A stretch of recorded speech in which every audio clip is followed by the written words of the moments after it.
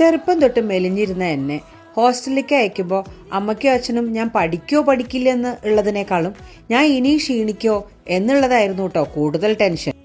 പക്ഷെ എൻ്റെ കാര്യത്തിൽ നേരെ തിരിച്ചുണ്ടായി കേട്ടോ. വീട്ടിലെ അമ്മ നേരത്തെ ഓരോന്നും ഉണ്ടാക്കി തരുമ്പോൾ ഓരോ കാര്യങ്ങൾ പറഞ്ഞ് ഭക്ഷണം കഴിക്കാണ്ടിരുന്ന ഞാൻ ഹോസ്റ്റലിൽ പോയപ്പോൾ എന്തും കിട്ടിയാൽ കഴിക്കുന്നുള്ളൊരു രീതിക്ക് എത്തി. അതാണ്ടായേ. ഞാനൊന്നും ഇങ്ങോട്ട് നന്നായി ഹോസ്റ്റലിൽ പോയപ്പോൾ. അതിപ്പോൾ നമ്മുടെ തൃശ്ശൂർക്കാരുടെ ഭാഷയിൽ പറയുകയാണെങ്കിൽ ഏപ്രാശിമാരിരുന്ന ഞാൻ ഒരു കോലം വെച്ചു. അതന്നെ 12:30 ക്ലാസ് വിട്ട എല്ലാവരും റൂമിലേക്ക് ബുക്കൊക്കെ വെക്കാൻ പോകും. ഞാൻ നേരെ മെസ്സിൻ്റെ അവിടേക്കാണ് പോവാം. അപ്പോൾ അവിടെ ഇങ്ങനെ ജയിലിലെ മാതിരി ഇങ്ങനെ അഴിയുണ്ട്. ആ അഴിയുടെ പുറത്തിങ്ങനെ നിൽക്കണം. ആ അടുക്കളയിലെ ചേട്ടത്തിയാണെങ്കിൽ ഒരു 10 മിനിറ്റ് കഴിഞ്ഞാൽ തുറക്കുള്ളൂ. പൂട്ടി വെച്ചിരിക്കണ കണ്ടാൽ തോന്നും അകത്ത് വല്ല ബുഫേ ലേ ഔട്ട് ചെയ്തിരിക്കുകയാണ്. തുറക്കുമ്പോൾ ഞങ്ങളൊക്കെ കൂടി ഉള്ളിലേക്ക് ഒരു ഓട്ടാണ്. എനിക്കൊരു സംശയം ഉണ്ടായിരുന്നു, ഈ ഹോസ്റ്റലിൽ നിൽക്കുന്ന സമയത്തൊക്കെ ഞങ്ങളുടെയൊക്കെ വയറ്റിൽ കൊക്കോപ്പുഴും ഉണ്ടായിരുന്നോ? ഭയങ്കര വിശപ്പായിരുന്നു നീ. ഹോസ്റ്റലിൽ ഫുഡ് നന്നല്ലെങ്കിലും പഠിപ്പ് കൊള്ളായാലും ഞാൻ തടിച്ചു കേട്ടോ. ഇനിയിപ്പോൾ ഇവിടെ ഹോസ്റ്റലിൽ നിന്നവരൊക്കെ ഒന്ന് പറയാ, നിങ്ങളൊക്കെ എന്താ ഉണ്ടായേ? തടിച്ചോ അതോ ക്ഷീണിച്ചോ?